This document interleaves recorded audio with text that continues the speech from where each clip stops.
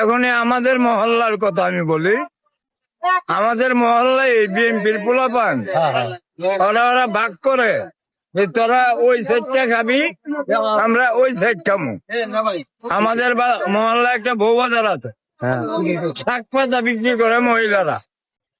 ওরা আগে আওয়ামী লীগ ক্ষমতা থাকতে চাঁদা দিত 50 টাকা, আর এখন বিএনপির পোলাপানে চাঁদা নেয় 100 টাকা।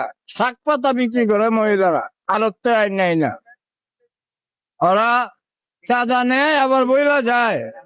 কারো কাছে গেলাম বলবি না যে আমরা যে টাকা নিছি, কেউ জিগাইলে কবি যে না আমরা কোনো টাকা পয়সা দেই না, এটা বইলেও না। আবার এটা বইলা টাকা নিয়ে যায়, আর মহিলাকে জিজ্ঞেস করলে বলে আমরা টাকা পয়সা দেই না, কিন্তু টাকা অরিজিনালি ওরা নিয়ে যায়।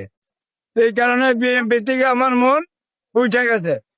এই কারণে নিয়োগ করছি বর্তমানে জামাতে ইসলাম রে ভোট দিব।